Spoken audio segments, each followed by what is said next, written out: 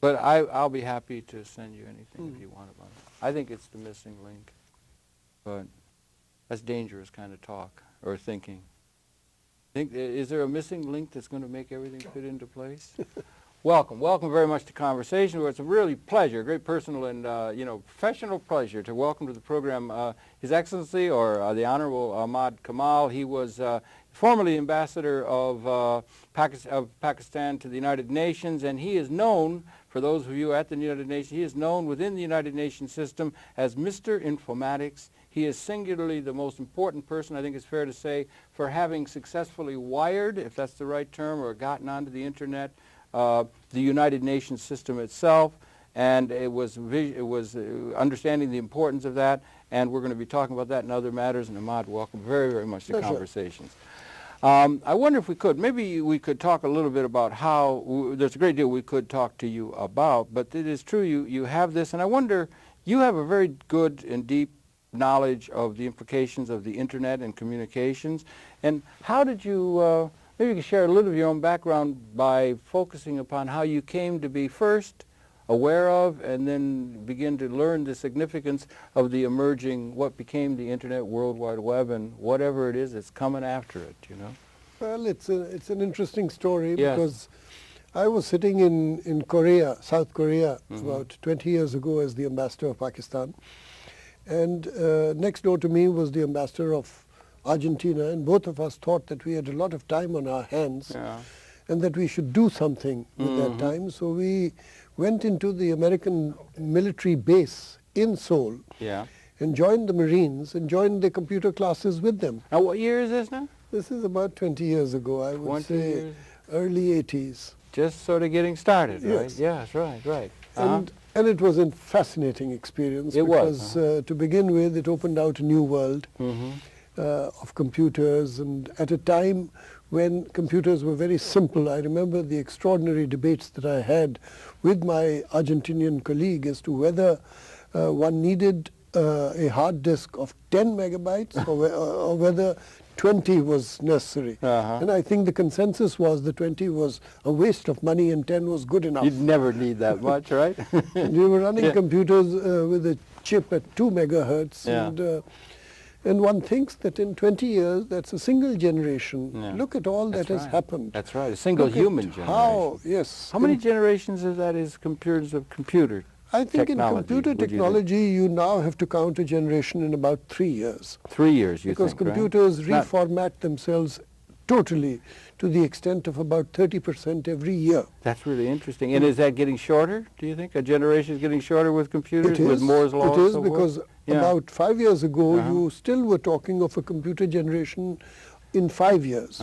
It's come down to about 3 years. I find that you have to change your computer every 3 years now, because the technology changes, the speeds change, the possibilities change. And so, and that's how, when you look at young kids, you see that at a very young age, they are getting a familiarity with computers, which we did not get until we were in our 50s. And I still haven't even gotten. I can't keep up with the 12-year-olds. Oh, well, I think it changes so fast that perhaps we are beyond the pale of modern technology already. I may be. You're not, because you got the beginning 20 years ago. Thank goodness. Yeah, but it is, and it's an amazing thing. One wonders how, if that keeps going. Moore's Law, now they're going, I saw something, Intel said they got a thing that's 700 times. They announced it, and they're 700 times faster than what we've had or something. And the evolution is going so rapidly now. Beyond Moore's Law, it's going to molecular computing.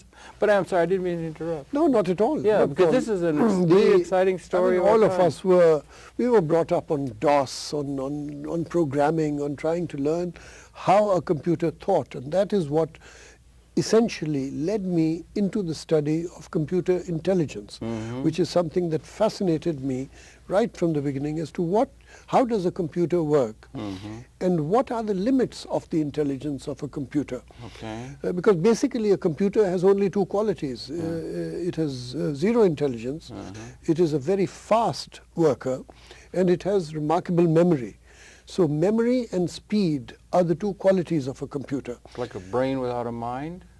Speed without a brain. Yeah, speed without a brain, okay. It's closer to it. Now, human beings, do not really work so much by intelligence as they work by instinct. And that instinct is something that a computer just cannot replicate now or ever in the future. I once did a program with B.F. Skinner, Yes. the psychiatrist.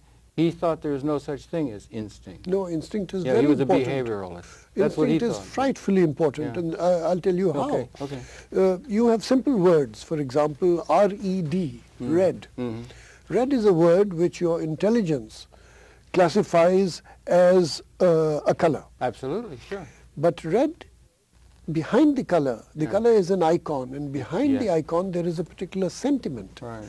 Red, in the United States, for example, means danger, it means stop, it means revolution, Right. it means That's blood. right. That's right. So it brings up certain images in your conscious and in your subconscious. Is that like pattern recognizing or recognition? If I you, wonder? Or something like that, yeah, because right, it's an that- icon. That's something the red we're is very an icon. uniquely endowed with the capability of recognizing patterns. Yes, but red Yeah. in Russia Yeah. has a totally different meaning. Well. Red means beautiful. Really? And so when you say the red square in Russian, The it beautiful has square. nothing to do with the revolution, because the red square predates the Soviet revolution interesting, by yeah. a long time. Yeah, that's So interesting, it yeah. is beauty. Uh-huh. In Pakistan, red means happiness. Uh-huh. And so the same word, which intelligence classifies as a color, instinct classifies as a sentiment. Uh-huh. That is the point that I'm making. Oh, I see, yeah, okay. Now, computers can't do this. Yeah. And one of the straight examples that I have always given is that if you take a simple mathematical question, which is 1 divided by 7 Yeah. multiplied by 7, Yeah, it's a very simple mathematical equation. yeah. A child can do it because he notices immediately that the 1 is being divided and multiplied by the same figure. I see, yeah. So he cancels it out and says the answer is 1. Yeah, uh-huh. But a computer does not think like that. A computer does not have sentiment or intelligence or instinct. But wait. So it will divide the 1 by the 7, Uh-huh. which is impossible because it's a very, very long Right. string of digits which comes out. Yes. Then it will multiply it by 7, Uh-huh. and the result will be 0.9999, I see. Yeah. which is not 1. Oh, I see. Yeah, but I wonder about that. I wonder what it is. I mean, because what do we mean when we say, I wonder if it's, what do we say when we say intelligence? What is intelligence? Intelligence, And I are you saying that with the praises of the human evolutionary model we have before us from evolution and so forth, the instinctive aspects of the human experience, I don't know, is somehow superior to what is thought of as, you know, we have the conscious, the unconscious, we have the reptilian core, we have a lot of these things, we have the prefrontal lobes, we have a certain kind of what do we mean by intelligence? And you say the computer is not intelligent. Take a very simple example Yeah. again. When you read a text or Yeah. a single word, Yeah. when you read it in a book, you don't really read every letter to string it together into the word. You pick up the whole image of the word, and that is all that you read. That's what gives you speed in reading. Wow. A computer does not do it like that. A computer reads each and every letter, Yeah. strings it into a word, then tries to go into its memory to see what that word means or what is the command that it contains. Yeah. That is not intelligence. That Marshall is, McLuhan used to look at it and he said the Western phonetic alphabet and the Western and Anglo-European, the phonetic alphabet is stringing things out linearly. He said we get a linear consciousness from the alphabet, is what he claimed in the Gutenberg galaxy. But in the Chinese they have ideograms. That's it's like right. a pattern recognition. Absolutely. Now, we do pattern recognizing. The computer does linear thinking. So you think the computer is a linear? Absolutely. And it's a very good example that Yeah. you've given. This is the big difference Yeah. between those languages which are built on alphabets Yeah. and those which are built on pictographs. Pictographs like the Like icons of like China like or the Chinese, yes. Yeah, And yeah. that is why you can, in the whole of the Far East, whether Yeah. you are in China or Korea or Japan, Yeah. the same pictograph will be pronounced differently, will have a different word connected with it, but the meaning is identical I see. because it is communicating a particular sentiment. So how do we deal with that? One of the unique things we have is the pattern recognizing. The human mind, we have a unique capability of recognizing patterns. The other is a more linear kind of a perception. Do we not have those in terms of our functioning? because we want to get around to where they talk about artificial intelligence. They're talking about intelligence. So maybe we could ground it in what do we mean when we say intelligence? You know, we have intelligent tests, and we have some people are more intelligent than others. I think it's probably fair to say. And what are we talking about when with somebody who has a higher level, or what do we mean by intelligence at the human level? And then maybe we could start trying to compare it with the artificial intelligence I or think these kind of things of or computers. higher intelligence in human beings is an ability to connect two different points at the highest possible speed and to retain that in memory. Two higher points. What does that mean? 2 points. Specifically, 2 points. Two thoughts? The quickest, the shortest line between two places, between where you are and where you want to go. Okay. And to be able to draw a pattern in that path. Yeah. And that the pattern is what you retain in your memory. Yeah. Now, the problem with computers is that they basically have only speed and memory, but no thinking ability. They don't have feeling or heart or intelligence. Well, that's why when they ask a computer that you have my watch which has stopped working and your watch which is losing 5 minutes a year, which of the two watches is better, a computer will say my watch is better because it gives you the right time twice a day. Oh, I see. Which yours almost never gives. Yeah, but that is the type of programming that is done. Now, we've tried to get around it in computer logic. Yes.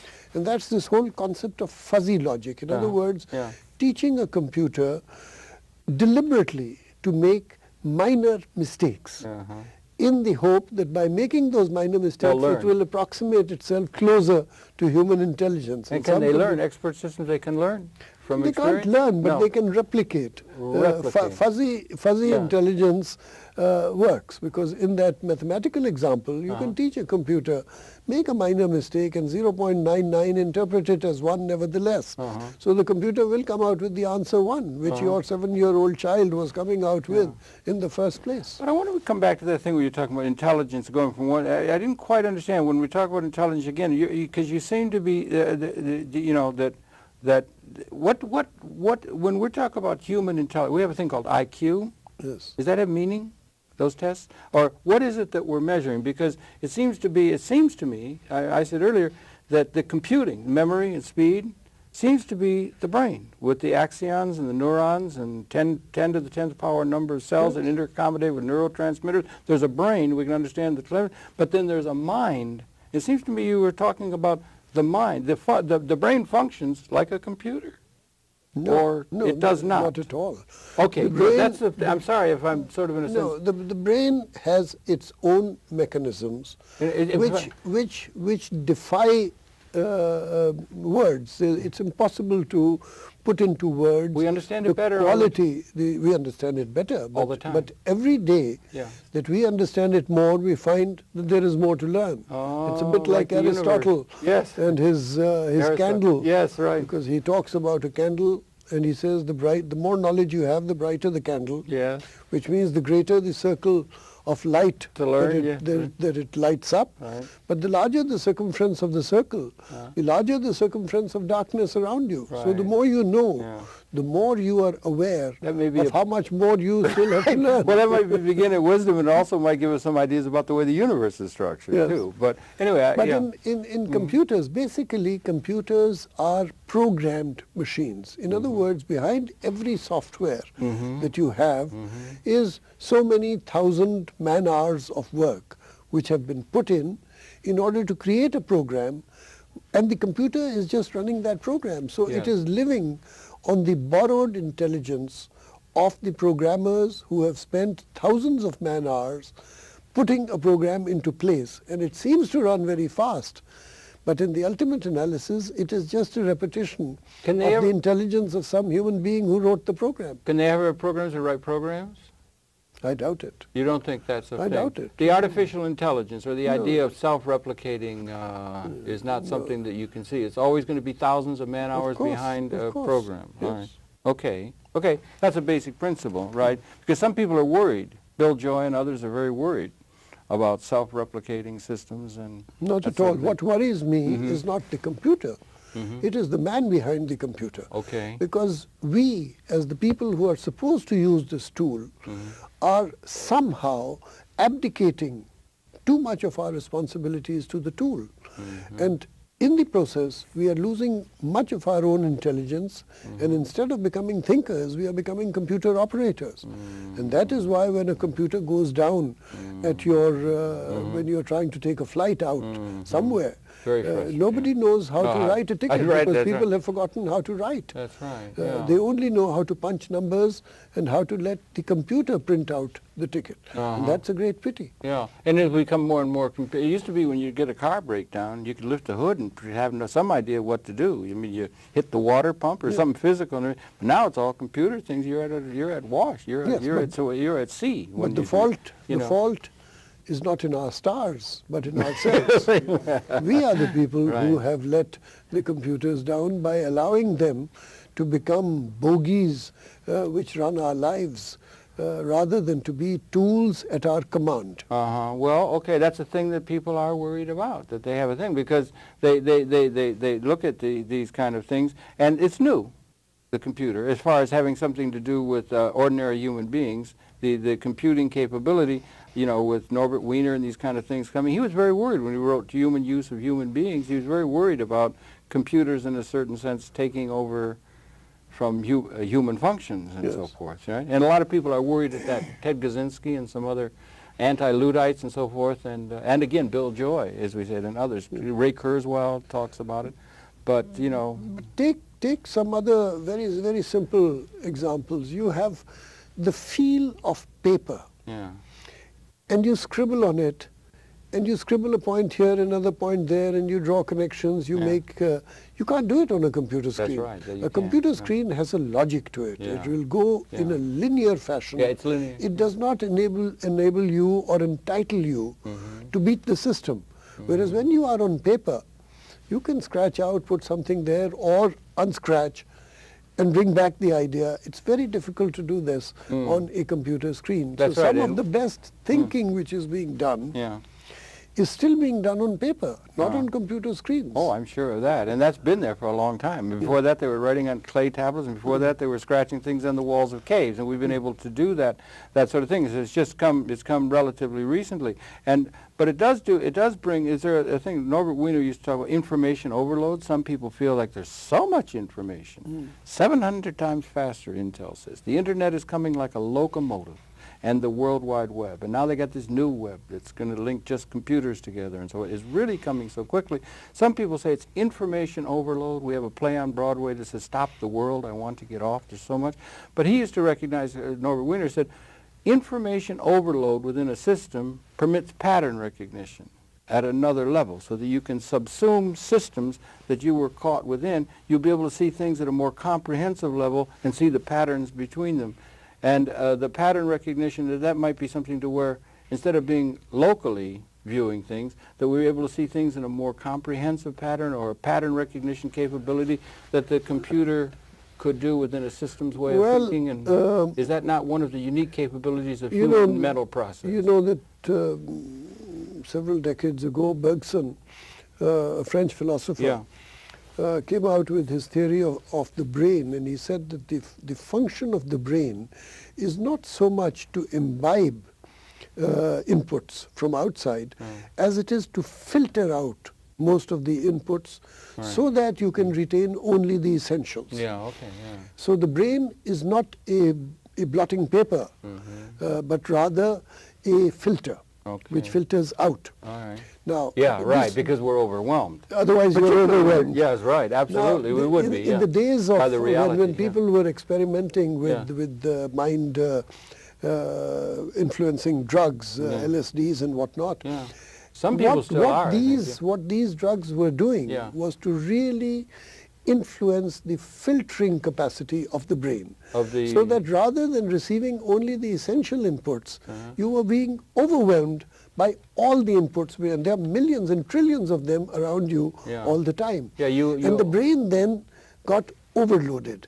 And that was the harm that these drugs did, because it put a pressure on the brain which the brain is not supposed to be taking, because a filter was converted into a sponge. Well, then I know there was a thing where Alpert was investigating those things, or Leary or something. They went to one of the sadhus or something out in India, and they went through it, and they went through the thing, and he had gone through a certain kind of yogic discipline or something to reach samadhi, and he got into a state of consciousness by physical whatever he did, and meditation and so forth, got into a state of consciousness that mimicked that which they were into with the drugs. Mm. You know, so you have these different kinds of ways of getting a different state of consciousness and so forth that human beings have been able to get themselves into. But we were talking about overload. Okay, yeah. And now the problem is, well, I was just saying there was a the prejudicial view you had about overload, as though the idea that we have a certain, you know, some of these investigations of things either, that what's right and proper for us to understand is only what we see, and that, I mean, to have, investigate yogic disciplines that can change consciousness is legitimate. What we need or can be is filters. Okay. And this concept of the filter is really what has been developed in informatics as the search engine. Okay. In other words, you've got millions and billions of words and texts sitting on the internet. You've got 100 million, there are currently, I think, about 330 million users. Yeah, and about 100 million nodes. Yeah. So when you have this type of size of information and data banks, obviously the key is to be able to get to the actual information that you need. Right. And that is the search engine. Right. And I think the greatest advances that are going to be made in future will be in these search engines. You already see some of those advances. Search engines have become excellent, and now they tell you how you can fit in what you want, and only the information that you need is going to come into your computer. The rest is not going to be seen by you at all. I see. It's something like what people were doing with their VCRs on television. Yeah. That they didn't want to see all that comes out on television, they could record 100 what or 300 channels, but you record only what you want, and when you come home from work in the evening, you just run your tape, and your favorite programs have already been searched, recorded, and are going to be replayed for you. Right. Now that is going to be the key to the future in the internet, and once again, as I said, it has to be a system in which you are the master and not the slave of the tool. Do you mean that the individual human being or the human species itself has to be a master? I think basically the man behind the computer. The man, individual man. You don't mean it as a metaphor of the evolution of consciousness? No, I'm talking of the human... You don't think there's any danger that the computer could get out of control? No, because the population of the world is 6 billion plus, and at the moment we have only 300 million users, and the chances of any exponential rise in that is slender. Because why? Yeah, it's almost simple. We've got 1.2 billion people in the world today who are living on less than $1 a day. Yeah, but we may change. I'm not too sure. Are you optimistic concerning the human prospect on a broad system scale? We got 6 billion heading for 10. Are you optimistic, or do you think it's going to be the inequalities are so staggering? Exactly. And they are growing. Right. And we don't have a system. So the chances are that this will get worse as we go down the line. And will it get worse? But will it get worse ever more so? And where does it? I mean, if one draws a negative prognostication for the human society and so forth, where does it lead us to? It leads to a sense of responsibility in you and me, that we have a beautiful tool in our hands, and we have to prove worthy of being able to control the tool and using it for good. You get a pen and ink, and you can use it for doodling, or you can use it for writing something worthwhile and enduring in life. The choice is yours. Now, you have a tool which has extraordinary capacity for search and for retention and search and retrieval. Now, how are you going to use it? That is the question. I'm not too sure whether we are doing justice by it at the moment. But at the moment, our problem is not just that. It is also the inequalities. Oh, absolutely. You have I think, as I said, about 300 plus million users in the world. Half of them are in the United States and Canada already. Right. Oh, that is extraordinary inequality. Yeah. You have a continent called Africa. If you look at the number of telephone connections that you have in Africa, 90% of them are in just one country, which is South Africa. Well, I saw Kofi Annan. He said that half the population of the world had never made a telephone call. Yes. Incredible. I mean, when one thinks about it, we're talking about no more incredible than the fact that the facts, 70% of the new congressmen in the United States have never held a passport. Yeah, isn't that incredible? Isn't that unbelievable? So these statistics do underline from time to time the oddities of behavior that we have in the world. And we get these reports from the UNDP about the human condition. It's staggering, the inequalities that exist and the lack it seems to me. We just have this, we're talking now on the day of the Supreme Court. We might as well let people know that the Supreme Court's making the decision on how the votes are going to be. This incredible election that we just went through. I just heard they had an election in Brazil. One of the I got the C-SPAN. There was a fellow there talking. He said they had 105 million voters, and it was all done with ATM kind of thing that they had brought into Brazil. It was done, no margin of error. Everything was done in 6 hours, totally fine, no question. And here we are, the leader of the world, and we're still going around with punch cards. You know, it's really amazing, you know, that this is going on. But then the broader question is, are we going to find some solutions, or the trending of things that we're doing? The Internet's a positive thing. It can bring great benefit to the human society. It's a wondrous thing and so forth. But we do have these larger context in which the world is going to evolve, in which we have to try and figure how the technology is going to fit. We haven't touched the fringes of the Internet yet. Because ultimately, take for example the fact medicine. One of the major problems of the world is that medicine is not available in the poorer countries of the world. Now, if you have the Internet and if you have advanced doctors sitting on this side, then it's a great equalizer. It's a force multiplier in the hands of developing countries. So it can be something most exciting. But what you need, first of all, is access. And access is not quite there. Now, access is not there either because we do not have electricity in different places in the world, because here in the United States there is an assumption that if you come into a room and you press the button next to the door, the light will come on. Most of the world's in most of the world, firstly, there is no button, and if there is one, when you press it, the light does not come on. Right. So how do you cover the problem of the shortage of electricity in the world? We've come across this in the United Nations because in many of our peacekeeping missions, we've had to deploy in areas where there is no electricity, in fact, where there is no infrastructure at all. Now, these people who are deployed have to be in contact with headquarters because chain of command is vital in peacekeeping. So the World Food Programme sat down and designed a box, which is a portable box. It contains a computer, it contains a small directional antenna, it contains a solar panel. So you set it up and it has a compass.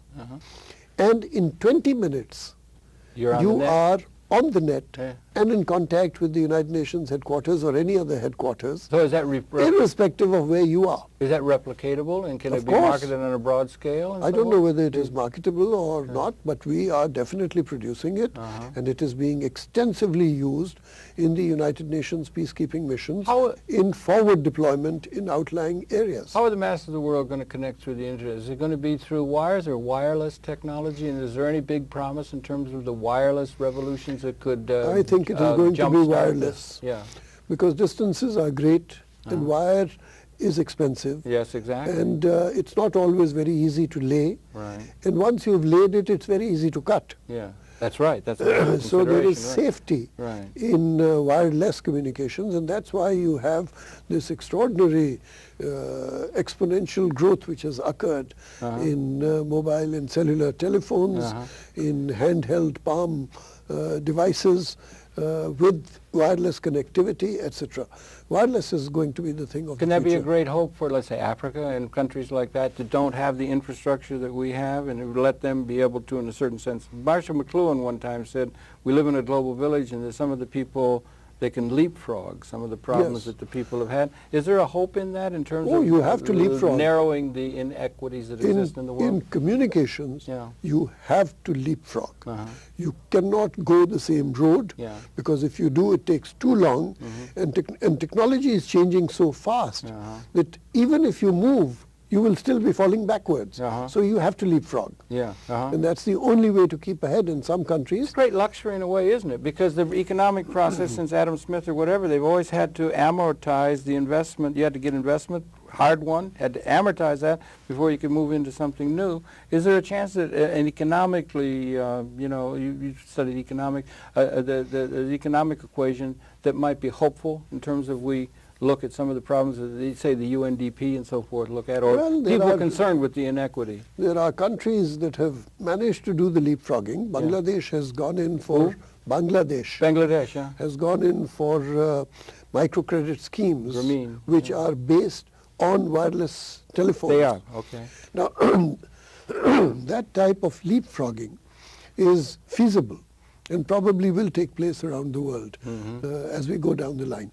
The problem at the moment is that Asia will probably keep up with the times, but Africa is still being left behind.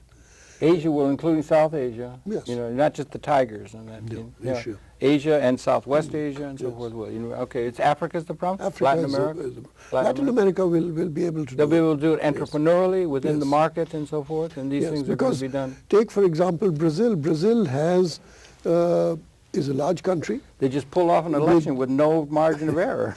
It is a large country with difficult infrastructure because there's a lot of Amazon forest Yes. and rainforest all over. It's about the But size of the United States, yeah. they have an excellent telephone system. Do they? I didn't realize. Because yeah. they have set it up on the basis of solar technology. Really? And so in all outlying areas, you have solar panels and a public telephone. We know it because one of the problems that we had to deal with in the United Nations was the Y2K problem. And Y2K was dependent in many places on identifying the chips, the embedded chips. And Brazil had a very large number of embedded chips behind these solar panels in their telephone system. But it was an interesting thing to note how solar technology can be used for telephoning in outlying systems. You see some of them in the United States on highways sometimes. Yes. But to have them widespread is what I'm talking about. I asked you before, I wondered, because we have this technology, you understand this technology from when you were in Korea 20 years ago, and we started out that way, and you've been learning it all the time, and as I say, you understand it perhaps better than anyone at the UN in terms of that, which is a great, important responsibility. In general, when you think and contemplate the problems that are before us, and you think of the human condition, let's say in broad general terms, taking into account your knowledge of the technology and the wonders of it, and are you optimistic concerning the human prospect? I'm certainly excited about it. You're excited? Because it is such a powerful tool. The information technology. Yes. And new. New does not matter, but it is powerful. And it is in front of us. Yeah. And for once, we are aware of it because there's so much hype about it that everybody knows that there is something happening in information technology. Replicating sentient quality to it or something. And the more people who know about it, the more will be thinking about it, so more truth will emerge. But so far, we haven't quite improved the human species as such as a result of information technology. The number of conflicts, for example, has increased in the world. Yeah, it's awful. How many deaths there have been since the Second World War? Oh, 24 million. 24 million. Which is more than World War I and World War II combined. Incredible. In these regional wars. In these regional, ethnic, and local wars. And that wars. seems to be accelerating. Of or course. Is it? Yeah. It is, because it was being kept under a sort of a pressure cooker by the Cold War. And when the Cold War disappeared, they started bubbling and simmering and exploding in many parts of the world.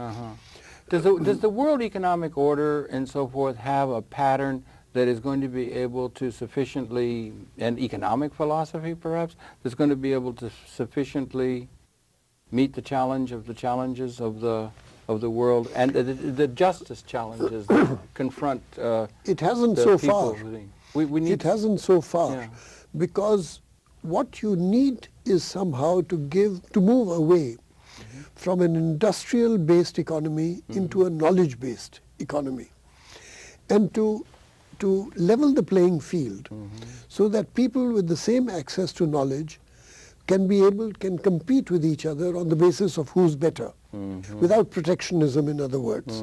Now that is a great equalizer. For the first time, the internet offers us hope in that developing countries which have been bypassed by the Industrial Revolution, partly because the Industrial Revolution took place in the West and partly because they were kept down by colonialism and pushed back by 100 years. Absolutely. Now, that has to be made up, because ultimately we are in a shrinking world, and our destinies are closely interlinked. Absolutely, it's like almost like Lovelock sees it as one organism. In a Absolutely, sense, we are. DNA is a good molecule, a good model, maybe. And in any case, all of us originated in East Africa, according to Dr. Richard Leakey. So there is. Well, and the mitochondrial DNA is 200,000 years ago. So there is a human species. Yes, that's right, and we're all we are linked. Yeah, right. And so let's build it all up together, rather than trying to get some parts further down and push back others totally. As it has. Once again, I think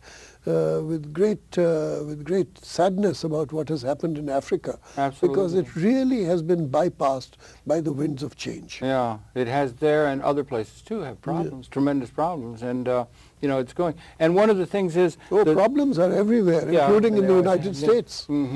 Yeah. Oh, yes, we have a problem getting ourselves into president. We don't even know what it is. As you and I talk, we'll know perhaps by tomorrow which way the winds are going to blow in that direction. And the institutions by which the human societies are going to interaccommodate with one another. Democracy is one big principle. Difficult. We got difficulty with the concept. We have difficulty with it, making it work here. But there are certain principles that are important, and I wonder if can you envision or think that we live in a time? One of my favorite lines of the poet James Joyce says, "History is a nightmare from which I am attempting to awaken."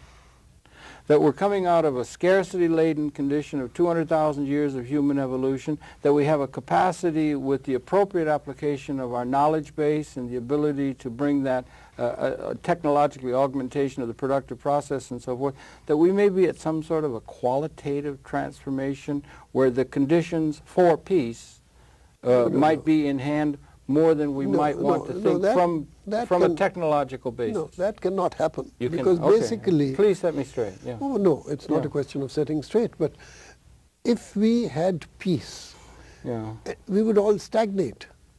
And we would all become earthworms. So there has to be movement. And movement means that there is constantly an effort on the part of some to get ahead from others. And that's why conflict is an essential part of human behavior, and has to be defended, because if you do not have conflict, you do not have evolution. Evolution is conflict. So steady state thing wouldn't be of I doubt it. I think the history of the world is not the history of settled people. It is the history of moving people. It is the history of migrations. Yeah, that's true. It is the history of the questioning of borders, not of the maintenance of borders and frontiers, but of how they are questioned, about how conflict moves people from one level to another level. That is the history of the world. And so to say that we will be in a qualitative change where a period of conflict will have given way to a period of great peace and prosperity and motherhood and apple pie, I don't think that is either desirable or that is something that will happen. The Bible says the poor and the wretched will always be with us, and we might as accept that there are some of us will do well, and a lot of us are just going to die and be wretched, and we just should accept that. Is that what you're saying? No, I don't accept it at all. No. I think the wretched of the world should constantly be crusading in order to to move up and to be less wretched, but there will always be other wretched who will be born. There will always be. The wretched will always be with inequality us. You think that? is part. And inequality and Sure. injustice is forevermore built into the structure of universal consciousness. Yes, so because forth. justice has no meaning. It has except no meaning. At what? by comparison to injustice. You don't think there's If any there's no possibility that there could be, we talk about in economic theorizing, we have Mr. Smith, we have Mr. Ricardo, and we have Schumpeter, and we have Keynes, and we have all of these kind of systems of theoretical economics and so forth, and they're all predicated upon the assumption that there is not enough to go around. The idea of scarcity, George Gilder now talks about we're transcending scarcity. Scarcity is a state of mind. All right, but scarcity is also a physical reality. No, well, I would suggest. you can live on $1 a day All because right. you can eat a hot dog on the corner of 59th and 10th Avenue, Yeah. and it will keep you alive. Yeah. But it doesn't seem adequate. Yeah. So it is in perception. Well, all right. Then that there follow is up on that. poverty. Then some people would say human nature is absolutely insatiable, and desire is insatiable. So there's no sense in ever thinking that there will be a time when there will be enough. Archer Daniel Midland now says to the world on their ads with David Brinkley, there's no problem creating food. We can make enough food. There was a time in human history when you couldn't make enough bloody food. There wasn't enough to go around. There was real grinding physical scarcity. Hey, we can make enough food now. It's just the economics and the politics, the big if. But there's a difference between when you have the technological capability of providing from a historical condition when you did not have that. When we were on the Serengeti Plain, we were running away from leopards, and we only had a little, we were eating worms or something. It was scarce. It was real. You don't think it's possible that we're ever going to be able to achieve a situation where we're transcending the very notion of scarcity itself as an ontological reality? Ontologies change. You don't think that's a possibility, a philosophical thing? If And your that we may question be on the is- cusp of realizing that now through these technological extensions that have come If your miraculously question into our is hands. that whether we will be ever at a stage where scarcity will have disappeared No, no. altogether as a concept Yeah. and as a reality, that time will never come. I agree with you. Because I agree human with you. aspirations On that, I will always be one step ahead right. of the reality of or perception of scarcity. I agree with that. Yeah, and if, And it is good. yes, I agree with you. And that might be because in the evolution of universal consciousness, an a priori mysterious resonating hierarchy. So if ever we did liberate, we're going to close quotes on 200,000 years of liberation, and we get Gaia or we get human liberation, everybody's operating well, that would introduce us into another level in terms of the evolution of consciousness And also, that will be if you a priori were- mystery. If you were satisfied, Yeah. you would die. You think It that, is right? dissatisfaction which makes you live, which think makes that's you true? get up Yeah. and work. Yeah. It is because it is cold that you have to get up and dress in order to make You don't yourself think anybody warm. ever goes out from I've got friends of mine, if I may, this is about the technology. I have friends who are painters, and they're working at their easel, and they're painting, and there's absolutely nothing can bring them away from it because that's what they want to do. Now, there are other people who get up at the whip's end. We used to have a thing called slavery, and people would get up in order to answer the master's call that he get in the field and do that. No, you but know? the Do man, you understand what I'm saying? the man Yeah, who is painting yeah. is doing it under the- responding to a malaise inside him, you which think, yeah. forces him Yeah, maybe. to come up and think to so? exteriorize it somehow So in we a only, search. We only He's progress searching. through. We only progress through angst. Huh? Absolutely. You think He's that, right? Oh, it's searching a for philosophy, perfection. yeah, right. He's searching for satisfaction. Yeah. He's searching for something which he has not been able to put his Yeah. hands on. Right, and right. that is what makes a good artist. You think, it's yeah. the search. And an it's artist. the angst. And is there something in that in terms of the human purpose, and is it writ into human nature that this is something that? Yeah. Okay. I was thinking in terms of the mass, and relating that back to the. We want to get back to the technological things that we're talking about. Sorry, the philosophical things and true, but they do. It is a seamless web, isn't it? Everything. But now come All back of to reality. come back to the internet and Yes, please. information Yeah, technology. because you're one of the Because world now, experts. Now you have a tool Yeah. which is a force multiplier. It gives you great width Yeah. of access to information, of access to data banks, of access to information Miraculous. at the other end of the world almost instantaneously. Yeah. Now the question is, what are you going to do with it? Yeah. Right. Has it made you a better man? Has it made you a better human being? Are you more at the disposal of your fellow human beings? Are you talking individually, or are we talking that collectively mankind? Collectivity mankind. is basically a grouping of individuals. Yeah, yeah. So you could talk individual, and then you could talk, they're good guys, and, but is it, there's a technological, collective human liaison with this technological. Yes, so far, there are very, very many interesting things which are happening on the internet. Yeah, there sure are. One is the growth of this concept of hackers and cyber terrorism. Yes. It's fascinating. Is it? Perfectly decent people, young kids. Yeah. They're not kids who are involved in crime. They're just sitting there, exercising their minds and saying, I'm going to beat the system. I'm going to solve the system. Right? That's like, plant a virus in Harold Channer's computer. They've done that, the suckers. It's a challenge for them. Yeah. Now that is creativity. Fascinating. It's creativity. Yeah, it is really. I can understand. The criminal mind is close to the artist often. It's a totally new ball game. Yeah. Because it's leading to new jurisdictions in international relations. Okay. We had never come across this type of cases. There was a case of an American company which sets up a chat line. Yes. And it's being moderated by a Canadian.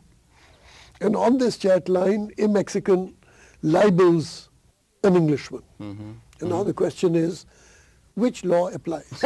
Yes. Because the law of libel in Britain is very tough. Yes, right. I don't know whether it is tough in America, but in Mexico it doesn't exist. Yeah, that's you right. can call anybody names. Yeah, right. Now, how do you deal with this type of behavior where the whole concept of the nation and the border has disappeared? That's Porosity of borders has come in. On the internet, you are dealing with a global world. That's right. And so there has to be global jurisdiction and global laws as opposed to national laws. It's a totally new concept for all of us. Absolutely. Because we have in history dealt with laws as arising from nations or states or entities. And now the entity is the world. How are you going to deal with it, and who's going to deal with it? The only place where this can be dealt with is basically in the United Nations, because it's the only institution where everybody has a seat at the table. And so it's the only place where you can come and talk about this type of problem of jurisdiction. Fascinating subject for the future. Absolutely. It's one of the challenges. Absolutely, absolutely. Other extraordinary things which are happening. Voice recognition. Yes. Voice recognition. Well, Voice recognition is not just that you speak and the computer types. But that database. Once you speak and the computer has digitally been able to analyze the meaning of what you are saying, then the sky is the limit, because, for example, you can have instantaneous translation. And already there are companies which are working on it. It's commercial. Where you pick up a telephone and you ring somebody in China. And your person at the other end will hear you in your voice speaking in Chinese. I know, it's wonderful. Ray Kurzweil's doing that. And you will hear the China sociological implications are staggering, in his voice, replying to you instantaneously in English. Now look at the... It's there, it's here now. Look at what this means in bringing people closer together, because one of the main problems that we've had in conversation is that when two people talk, words do not have the same meaning for the two people, because they are icons for sentiment. Like red. Like red. And in the United Nations we feel this all the time, because we deal with 6 official languages, so everything has to be interpreted, and that slows down. But other than slowing down in speed, it also changes the tone, because the sentiment does not quite get transmitted to the other person. And now you're going to be able to deal with this yourself, because you'll be hearing through voice recognition the other person responding in a language which you understand. It's amazing. It's amazing. Extraordinary. And it's a model for other things that are coming as well. Perhaps. Coming within the next 4 or 5 years. Yeah, you've been ambassador to the UN, but you're at the UN now still. Maybe we could just touch on that, because one of the things has to do with research and training in that, right? I do two things at the UN. I sit as a senior fellow in the Institute of Training and Research, and I do a lot of teaching. I teach at a number of universities. Good, yeah. And am devoted to the concept of passing on the very little that one has learnt in life.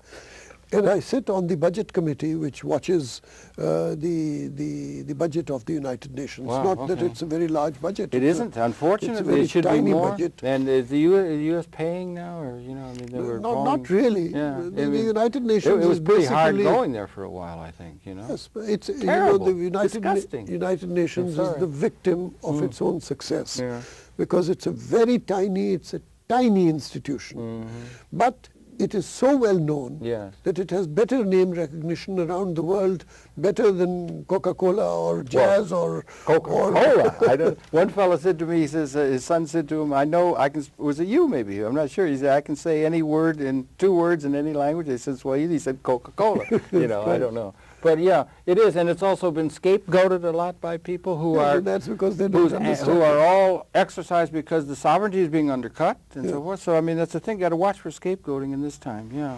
Well, sovereignty, as we've already discussed, how sovereignty is, how borders are being transpierced by several ideas. One of the ideas is human rights. Another of those ideas is environmental concerns. And the third idea is information technology. These are ideas which recognize no borders. And so, whether we like it or not, we are moving towards a borderless world. And we'll have to come to terms with it. Because just as Mexican bees can enter the United States without a passport and a visa, so can information travel around the world. Now that raises another very, very deep concern. And the concern is the following. Basically, while borders are artificial because they are statecraft, cultures are very important. The world is based on the fact that each one of us comes from a certain family or a certain culture or a certain neighborhood or a certain community. And that culture is what makes you what you are. Now, the richness of the world lies in the warp and weft of the diversity of cultures that we have, the diversity of languages, the diversity of cultures, the diversity of thinking processes, and that is what enriches us. Because I can learn from you, and you can learn from me. That's right. And now, there's evolution, unfortunately, the danger is that in information technology, we may be on the verge of some sort of a domination of other cultures by one culture. And that would be very sad. Or the Americanization of the world. Or fast foodization of the world. Or Kentucky fried chickenization of the world. That would be a very, very sad situation, because I am very fond of Kentucky fried chicken. But I think it would be unfortunate if the Chinese cuisine or the Moroccan cuisine or the Turkish cuisine was to give way in front of Colonel Sanders. Yeah, there's a McDonald's 200 feet from the nose of the Sphinx, I think, which is a little bit disquieting. So, but I wonder that model of the language. What will that do to language? Because it's cultural diversity that we have, and when you can speak in the language and have it translated, will that protect languages that might be under stress as everybody tried to talk English, and perhaps is the salvation of the language that was going away, or do you think it will? It depends on what you make of it. No, but I'm wondering if that's a model for protection of cultural uniqueness and diversity and richness that you were talking about. It depends on whether you realize that the tool is there to enable you to learn another culture, or whether you believe that the tool is there to expand your own culture into other cultures. If the person in China was breaking their back in order to learn English so they could talk in English like you're doing now, and now they can do it through a technological intervention that makes it possible for them to speak in Chinese, and they were saying, well, I'm not, or let's say the American Indian languages, they're going to let them go and speak only in English. But that's only for voice recognition. Most of the internet, unfortunately, is in English. And so the internet is responsible for a spread of the English language at a phenomenal rate around the world. Almost all the terminology is in English. But I wonder if that technology won't help save some of those languages, and whether it might not help save, if there's a metaphor to where it could help save the richness of the cultural diversity rather than the fast foodization of the world, is what I'm saying. I hope so. Is the technology helpful in that, or is it something that's irreversible? Some people say it's irreversible, it'll end up like a mall. Once again, it depends on the man behind the technology. Or the it depends on how you take it. Well, yeah, you keep bringing it back to individual. Or Absolutely. we collectively do it? We collectively do it through our political institutions or through our No, not institutions? You think it's I at an don't. individual level? Absolutely. Yeah, okay. Right, because it is And an thinking persons. And programs like this where you bring out the idea Yeah, I'm and happy. then leave it to people to think it out. And I was- perhaps they agree or perhaps they disagree. Well, I was really happy to tell you, we're here in Access, which is sort of like Hyde Park Corner in terms of communication, non-commercial and so on, and they've just started streaming the programming that we do on the Internet, which is a great and wondrous kind of thing because you have a great outreach. There'll be more and more of that kind of multimedia thing going, do you think? But there is a problem about the connectivity at the other end, right? Yes. We are trying to do some of this at the United Nations also. In the United Nations, we are already streaming some of the events Oh, good. on UN television. And in some of the work that I'm doing as part of what is called the Ambassadors Club, which is a sort of a program of outreach from the United Nations into universities in the United States. Oh, good, yes. The idea is to create contacts Right. between students Good. and ambassadors, in other words, between those who study and those who practice, That's good. and to create synergy between the two of them. Yeah. And it's not that the ambassadors are teaching anything to the students. They're learning as much from the students as they are teaching them. All right. Because some of the questions that the students ask Yeah. are so tough Yeah. that the ambassadors have to sit back and think, and They they really really, put 'em to it task, makes the right? gray matter work. Yeah, that's good. That's the way it should be because the children should be involved in it. Well, there's a lot of exciting things that are going on. In general, then we've got about a minute left, right? Or so, you know. This technology is something that it is important for us to understand because it really does have, if thought about and approached appropriately, an incredibly positive role in terms of the evolution of universe. You're positively inclined toward it, and that we should all become aware Oh, absolutely. and I literate. am most excited Yeah. at the fact that I have been able to live in this world At this and time. to see this happening in front of my eyes. That's what I said. I think it is a great gift of God Yeah. to human beings to allow them to live at this time. And aren't you glad you went to that class in Korea 20 years ago? Do you think it all started then? Do you think you could have all bypassed it? You would have not paid any attention to it? Or there's no way to No, avoid I it? think I owe a lot to the American Marines because All they right. taught me computers. Well, however it was done, I'm glad it was. And I want to thank you. And you're really doing great work there. And I appreciate it very much, you're coming in and you're addressing these questions. And again, it's been your pleasure to have the perception. Ahmad Kamal, he's at the he was for a long time the ambassador of Pakistan to the United Nations, Mr. Informatics, wired, as it were, more than anyone else responsible for getting the United Nations up to steam in terms of being connected to the international wired world, as it were, and is now on a research mission there and teaching mission at the UN, and also helps in overseeing the budget of that institution, which we should all of us in our various ways bring pressure to have appropriate political and economic support for this institution. I agree with you. I think it's an international institution that we really ought to nurture and stop scapegoating and so forth. And I thank you really very much for all that work. Thank you, Mr. Channel. We'd like to take the chance to wish one and all the best wishes of the holiday season. And a very happy New Year. And now that we're streaming out of Manhattan Network, there might be some people who have been able to view this program in varying diverse parts of the world to their good mutual advantage. So that's something we're very happy about. So thanks again, once again, for coming in. We have Conversations. Invite you to tune in. We'll be coming back again next week. That's it for this particular program. Once again, Ambassador Kamal, thank you really very much for coming in and for all your work over the years. Thank you. Well, I don't know, did we get some things? Do we miss some things? No. No. It's such a huge subject, you know? Yeah, but the conversations with you are always so interesting. That one frequently goes off into directions which one hadn't planned. And I always learn by sitting Well, with you. I always learn when I'm around you, that's for sure. But it's a synergy. And then, didn't we learn a lot from this election? I said to my son, I've learned more than a good 4 years of liberal arts education over this last month, watching the election and the thing that's going on.